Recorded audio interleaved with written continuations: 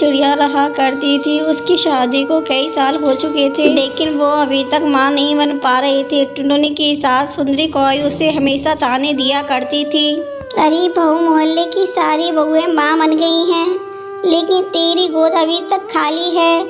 मुझे ऐसा लगता है कि मेरे पोते का मुंह देखे बिना मर जाऊंगी। माँ जी, आप ऐसी बातें क्यों बोलती हो? इसमें मेरी क्या गलती है? ये सब भगवान के हाथ में है। हाँ, तू तो ऐसे ही बोलेगी। हाँ, दोस्त तुझ में ही है। तभी तो कितने साल हो गए हैं, अभी तक तू माँ नहीं बन पाई है। अब जा, मेरे लिए चाय बनाकर लेके आ। अभी लाती हूँ माँ जी। जैसे ही टुनटुनी चाय बनाने जाती है, तभी सुंदरी कौई की सहेली उसके घर आती है। आओ मीनू कबूतरी, बहुत दिन बाद आई हो। क्या बताऊं, सुंदरी कौई अपनी बेटी बहू के पास गई थी। ये लो मिठाई खाओ, बहू को बेटा हुआ है। मीनू कबूतरी, तू बहुत किस्मत वाली है जो जीते जीत पोते का मुंह देख लिया, और मैं हूँ जो पोते के लिए तरस रही हूँ। ऐसा लग रहा है कि मैं पोते के मुंह देखे ही बिना मर जाऊंगी। तू क्या कह रही है सुंदरी? मैं एक बात बोलूं, तू बुरा मत मानना। मेरे देवर की एक लड़की है, तू कहे तो मैं तेरे बेटे के लिए उससे बात चलाऊं? हाँ मीनू कबूतरी, इसमें बुरा होने वाली कौन सी बात है?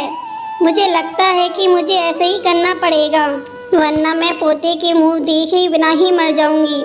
तभी टुनटुनी वहाँ पर चाय लेकर आती है और दोनों की सारी बात सुन लेती है। वो घर के बाहर जाकर रोने लगती है। जब शाम को टुनटुनी का पति घर आता है, तभी उसकी माँ उससे कहती है, बेटा, अब मैं ज़्यादा दिन तक पोते का इंतजार नहीं कर सकती। अब तो दूसरी शादी कर ले। आज मेरी सहेली मीनू कबूतरी आई थी और उसने एक चिड़िया के बारे में बताया है। अब मैं तेरी जल्दी से शादी उस चिड़िया से करा दूंगी, और अब मैं तेरी एक बात नहीं सुनूंगी। ठीक है माँ, मैं दूसरी शादी करने के लिए तैयार हूँ। सुनिए जी, आप ये क्या कह रहे हो? आप दूसरी शादी कर रहे हो? अब मैं कहाँ जाऊंगी? आप मेरे जीते जी दूसरी शादी कैसे कर सकते हो?